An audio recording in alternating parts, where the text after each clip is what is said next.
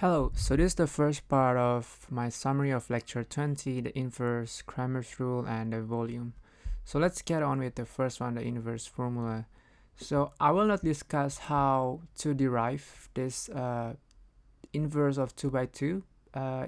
You can look for that, but one hint is that you can use the Gram-Smith, you remember in the previous lecture, and keep track of how the A, B, and C, D evolve as the time as you finish up the elimination.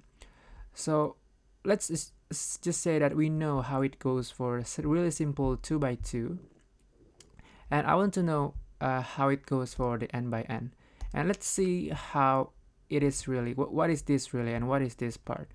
So let me rewrite them with the kind of things that we learned in the previous lecture. So this is clearly the determinant of A if I let this to be A, and then this is part right here, so determinant of A, we know that. But what is this? So let's see, let's create the covector of A. So a matrix with all the component of the covector. So this is the C11, C12, C1, C21 I meant, and then the C22. Let me clear that out a little bit. So the C11 is the covector of the first component here, which is the A. So you have only the D, right? Because you kind of cross this one and then you get the D. And then we will do the same for all of them. So this one is the minus C, because remember the odd rule, you know, this being 1 plus 2, so minus 1 to the power of 3. 1 plus 2, 3, so you will have the negative sign there, and the same go, this will be B and this will be A. Okay, now look at this and this. Can you tell something about them? And the answer is yes. So if you transpose them, this will be exactly what you expect. So this is the C transpose. Let me delete all of them real quick. Then this is the C transpose.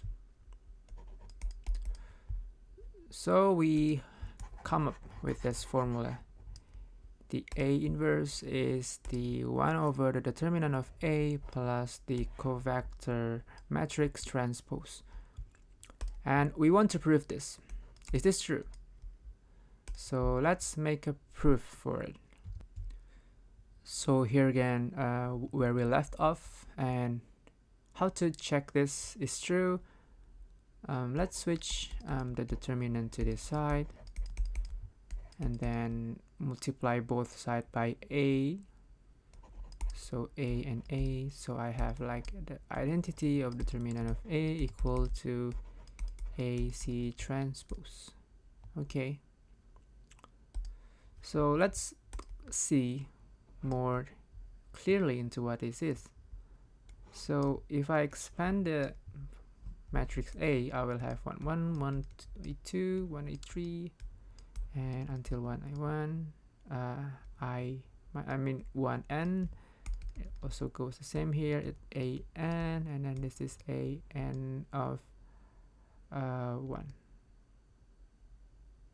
Okay, because it's a column 1. And then I have the C terms here, which and the transpose. So my first row will be, let me think about it, C11, C21, right? And the column instead will be the row C13, and so on and so forth. So let's pay attention to this matrix multiplication way of row times column. So what happens if I times this times this? Let's bring that out. So I will have A11 C11 plus A12 C12 plus A13 C13, and so on. So what are these? So this is exactly our covector formula for the determinant of A. and the negative sign is embedded here inside the C, so I'm not gonna write that here, but just remember that the negative and plus sign it is embedded inside the each cofactor term. So this is the determinant of A. So what you will have here, so the first component of this part right here is the determinant of A. So you multiply row times column, you get this one. And the same thing goes for if you multiply the second row times the second column, right? So you will have here the determinant of A. In fact, the diagonal will be the determinant of A, while the rest of them will be 0. Now we need to check, is it true that they are 0, and why is it true? So let me clear up some space. So here again, let's go back to the really simple example of 2 by 2. So this is my matrix A, and this is my C transpose C11 C11 with in its column and the column on its rows. So let's see if our A is A, B, C, D instead of this A11, A2. And then the C transpose becomes this, right? D minus B minus C, A. And what we're doing in that time when we multiply the first row times the second column, we multiply AB minus plus AB, which will be equal 0.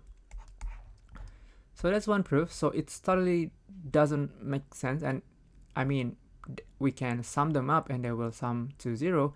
And another point of view which the professor brings in the lecture is it seems like we are, let's forget about this part right now.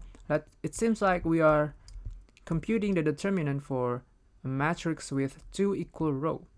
So what are these? So this is also, if you want to compute with the covector formula, the AB minus plus, well, eventually it will be minus, but B times minus A.